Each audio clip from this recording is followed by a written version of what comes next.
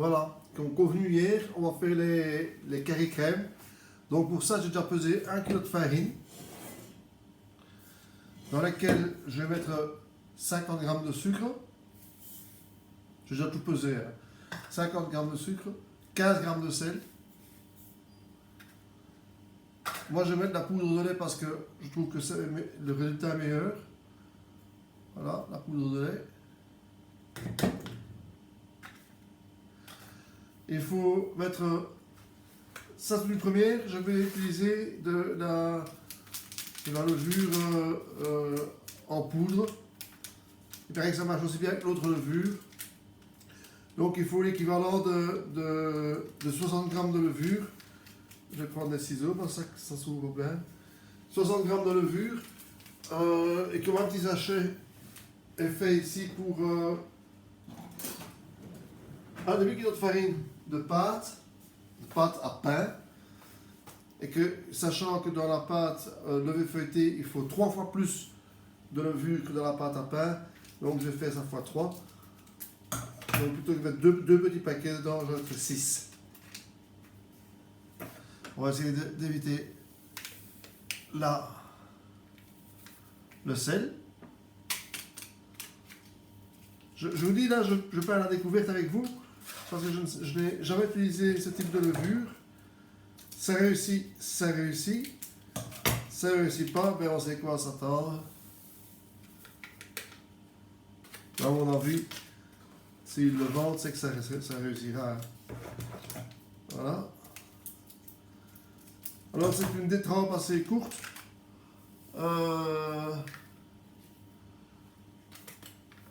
Vous allez voir, c'est une pâte, un bon petit mélange. Ensuite,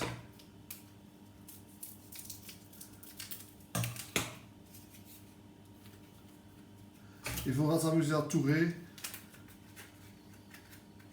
Donc tourer, ça veut dire introduire du beurre dans la pâte et faire des couches comme dans le feuilletage, hein, puisque en fait ça s'appelle ici une pâte levée feuilletée. Vous allez voir, c'est pas compliqué. Ça prend pas trop de temps, mais il faut s'appliquer, c'est tout. Essayez de bien tenir la mesure que je vais vous donner. De toute manière, je reprendrai dans le descriptif dans la vidéo.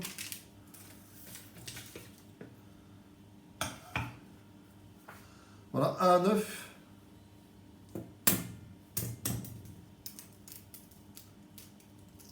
Pink. Et voici 10 litres d'eau, puis j'ai mis la poudre de lait dedans. Voilà. Et on fait pétrir.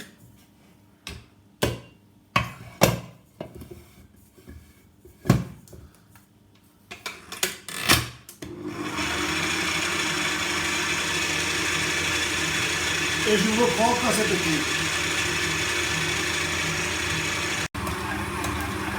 Voilà. Le mélange est fait, je l'arrête.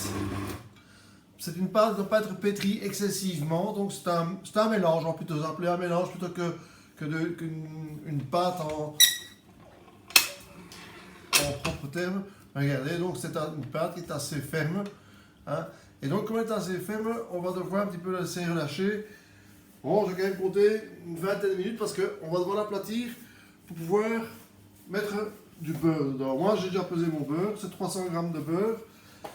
Bon, moi c'est du beurre professionnel, c'est un beurre à la carotène.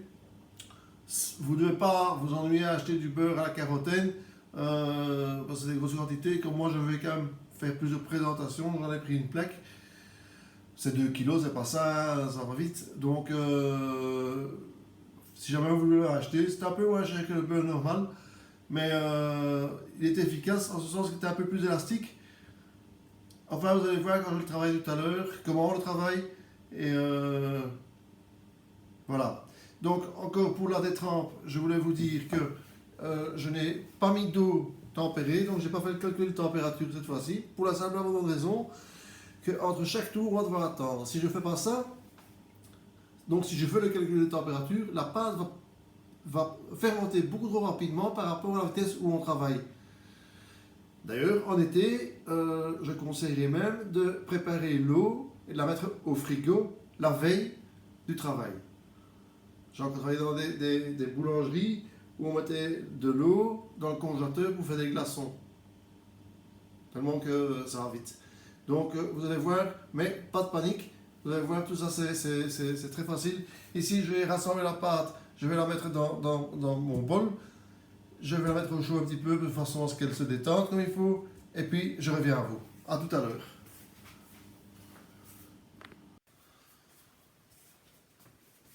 Voilà, elle a reposé pendant une vingtaine de minutes.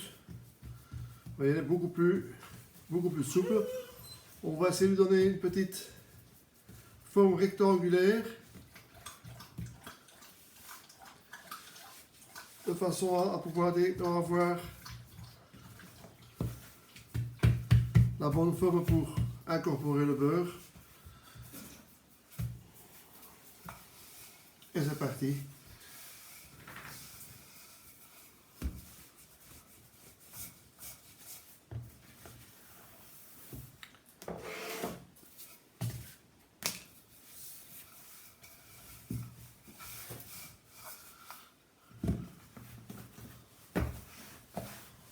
On va tenter de mettre la pâte à plus ou moins 2 cm d'épaisseur.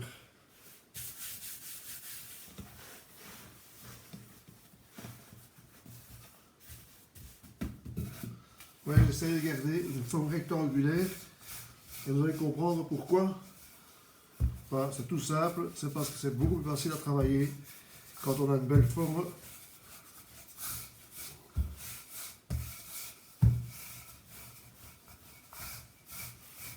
Voilà, on a plus ou moins l'épaisseur voulue. Alors si je prends les bords comme ça, si je relâche, c'est fait pour relâcher la pâte. Alors maintenant, ce qu'on va faire, on va fermer la porte. Ce qu'on va faire, on va étaler le beurre sur les 2/3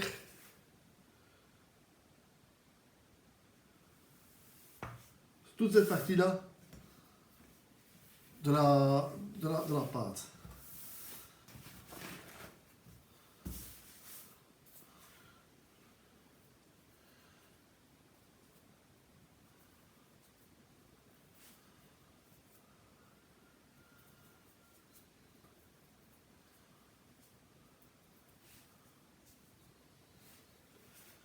Et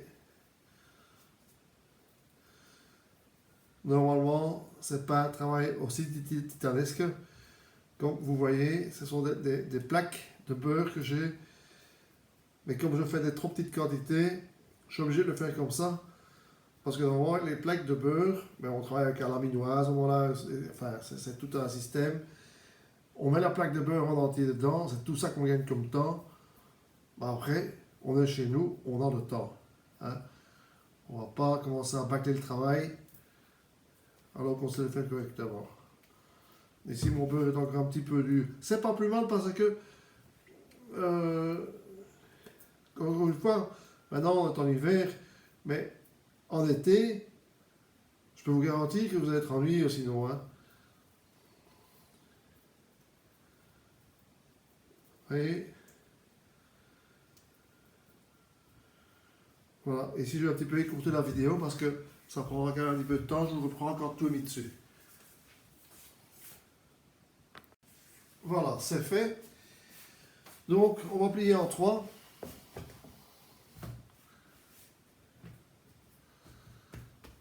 Et ça va compter comme le premier tour.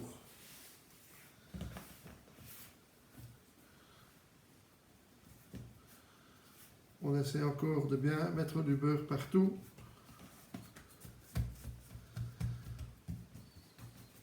Ici, on va directement faire un second tour.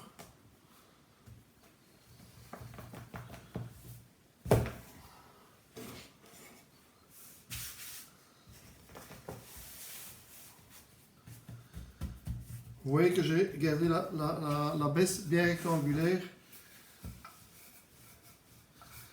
pas forcer la pâte. Le poids du rouleau est suffisant.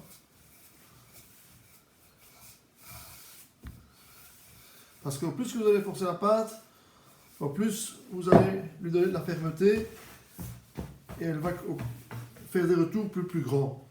Donc ça veut dire que vos temps de repos vont devenir de plus en plus grands et ce n'est pas le but.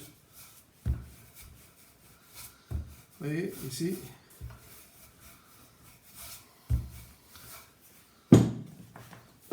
On regarde quand même de temps en temps qu'elle ne colle pas à la table.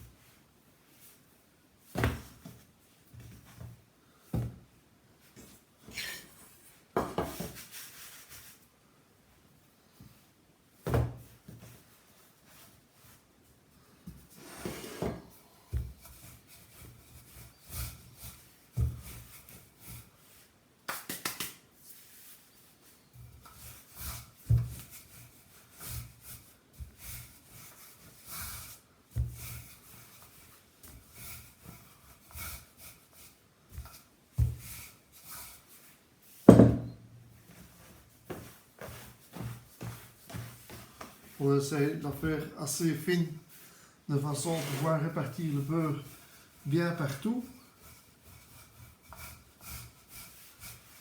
On y est presque.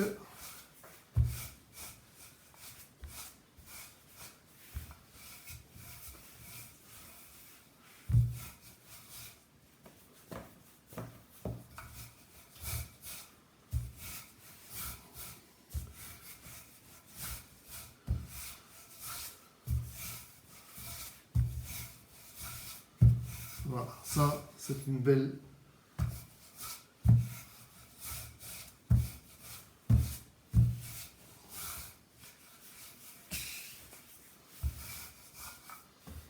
c'est magnifique.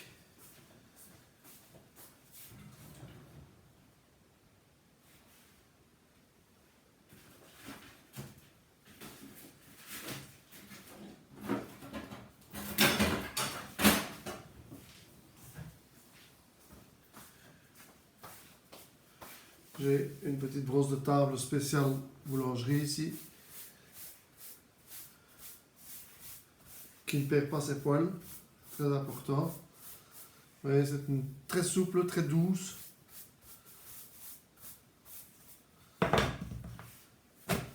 On replie en 3.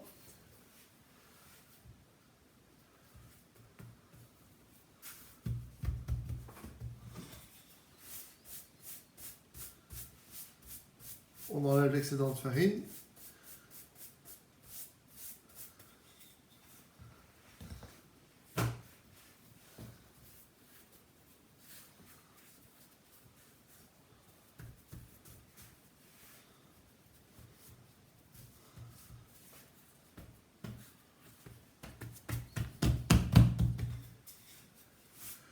Voilà, il y a 2 tours de fait ici. Et comme c'est une pâte qui compte en 3 tours en 3, puisqu'on coupe, on la plie en 3 tours en 3.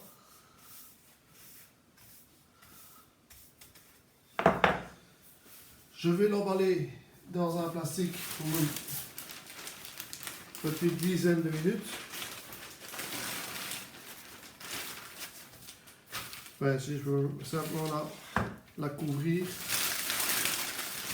ce sera déjà bon.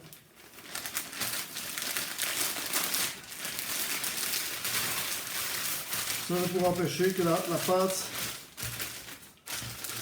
ne croûte.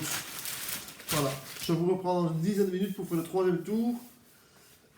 Et après on verra dans quel état elle se trouve, si on attend encore 10 minutes ou si on va faire la découpe. A tout à l'heure. Et voilà, donc j'ai attendu 10 minutes. C'est pas que j'attends 10 minutes par plaisir, hein, c'est simplement parce que il faut pour pouvoir faire relâcher la pâte.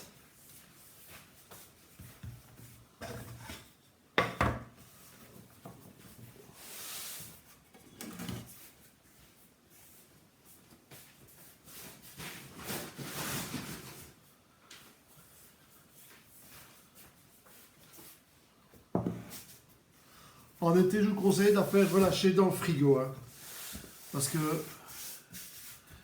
ici, ça va.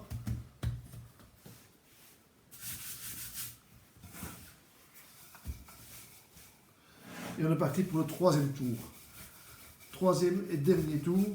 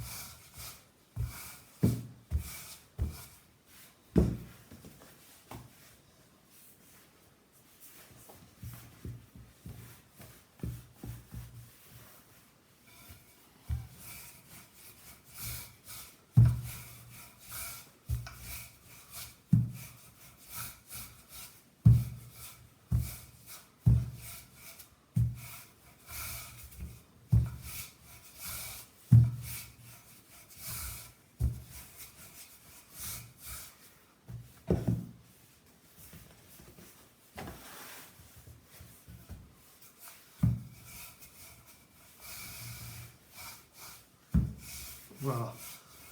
Elle est platassée. Il faut remarquer que je ne force absolument pas. Hein, parce que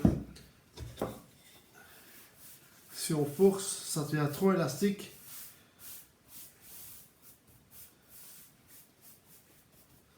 Voilà.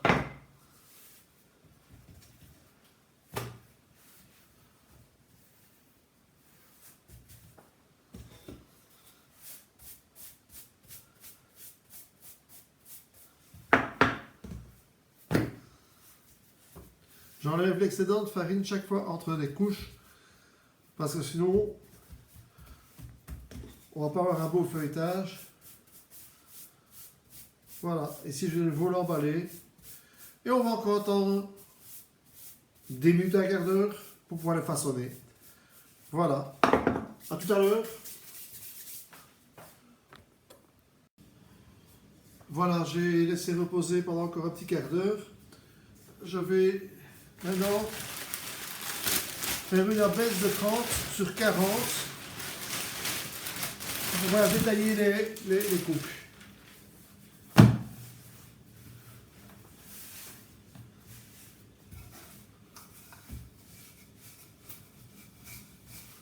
Vous voyez que là, elle a bien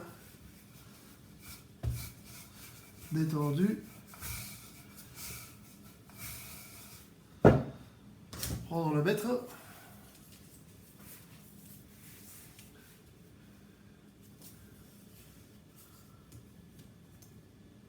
On y est presque.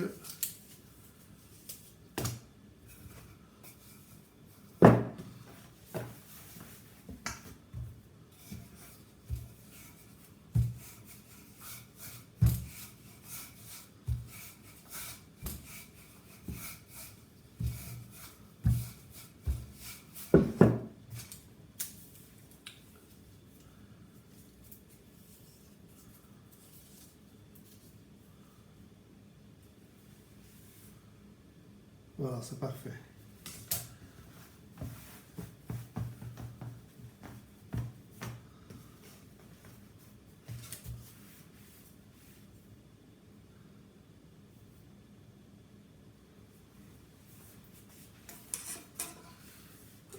Alors on va faire... Moi j'ai un rouleau comme ça, c'est facile. Hein.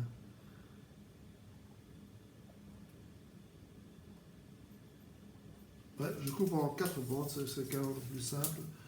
Je vais couper en 4 bandes.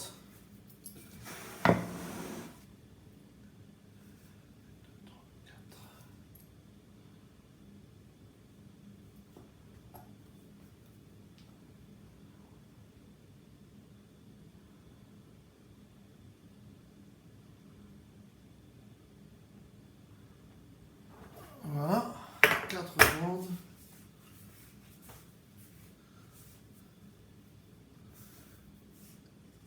Et de ce côté-ci, je vais couper sur 5 bandes. 1, 2, 3, 4, 5, juste 5.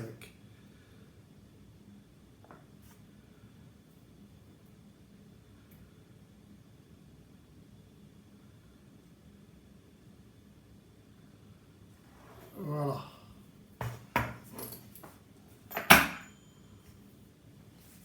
On passe encore un petit coup de couteau dedans.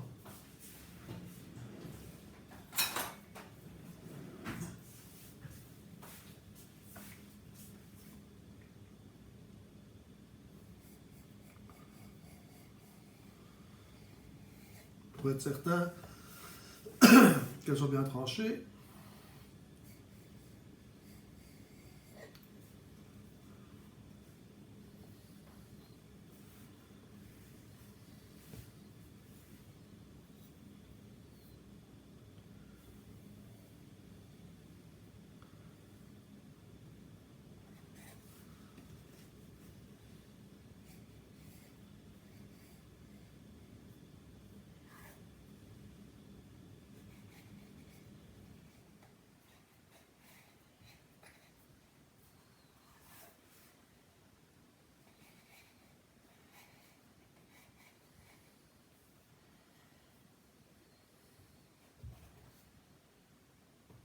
Je ne vais pas tout cuire parce qu'on n'est qu'à 2. Donc je vais mettre une partie au congélateur.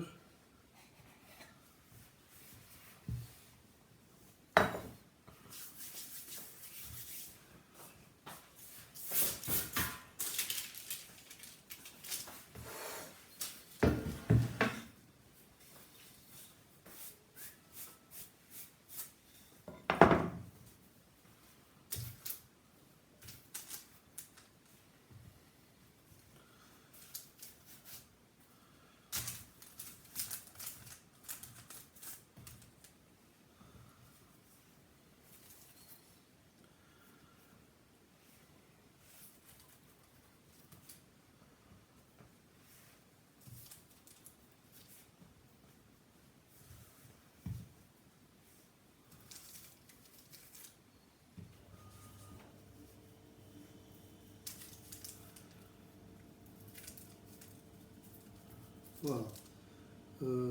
4, 8. Voilà, je vais en cuire 10 sur les 20. Je les mets sous plastique.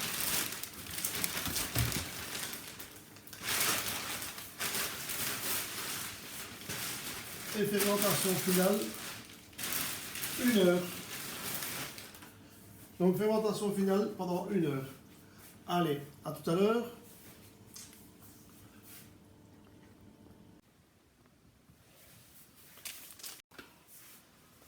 Voilà, ça fait 1 heure que ça fermente, elles sont prêtes à cuire.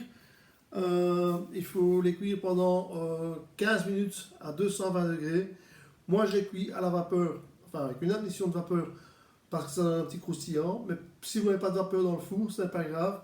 Vous pouvez mettre un bol d'eau chaude dans le fond du four et les cuire comme ça et vous allez voir le même résultat. A tout à l'heure, dès que c'est cuit, dans un quart d'heure, je vous les montre.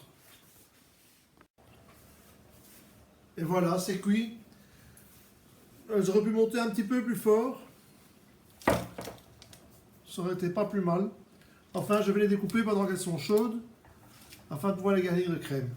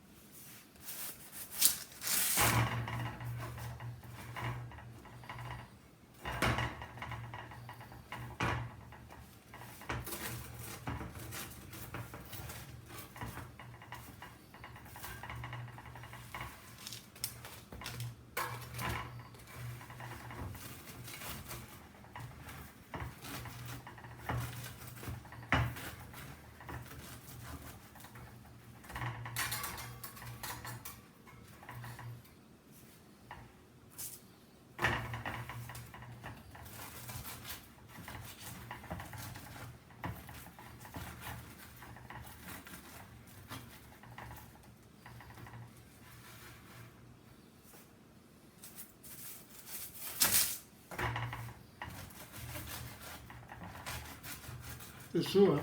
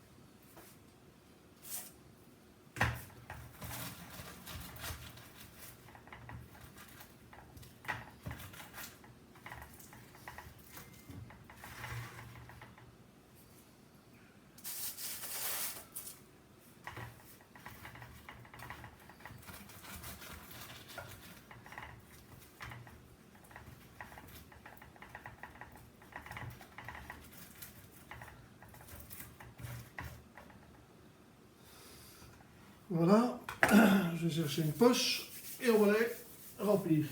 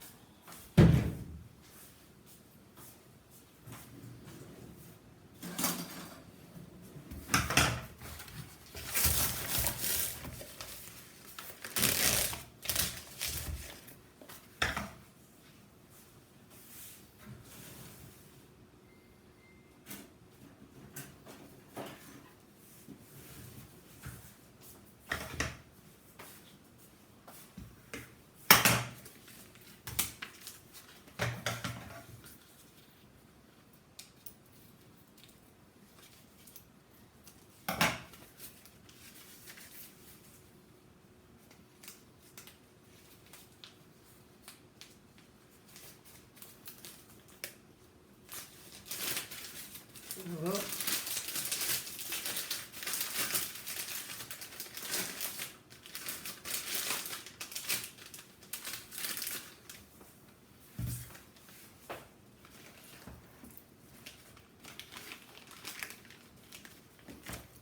La crème pâtissière que j'ai fait hier. Et vous pouvez remarquer qu'il n'y a pas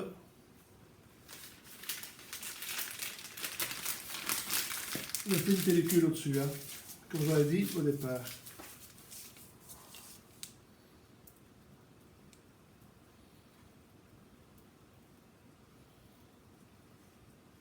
Faut pas mettre trop de la crème parce que sinon ça va aller déborder sur tous les côtés et c'est pas agréable à manger à ce moment-là.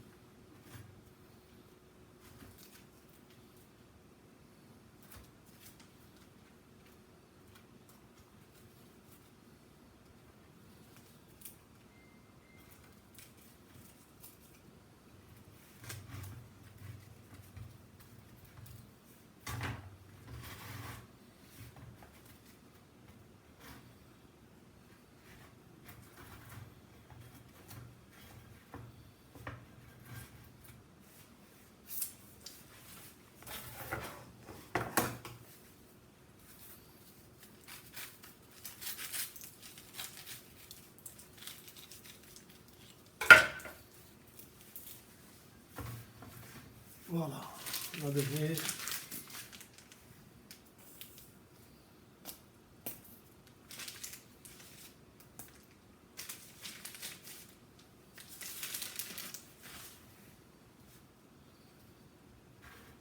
Et maintenant le sucre pour finir.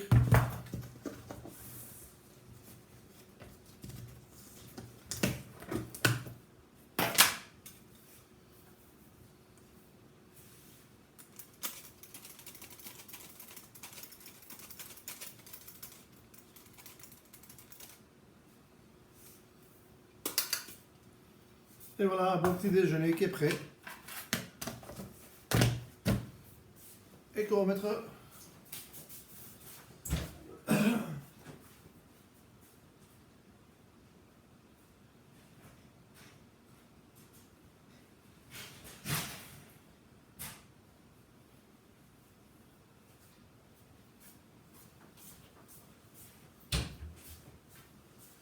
sur un petit plat de présentation pour quand ça vient, elle vient.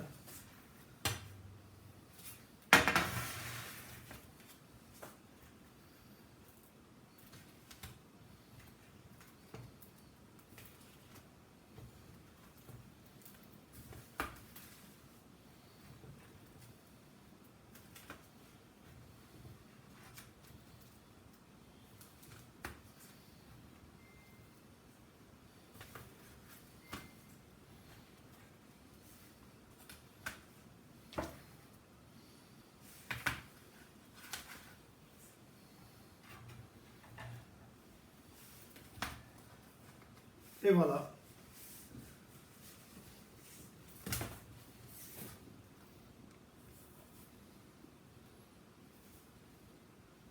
Voilà.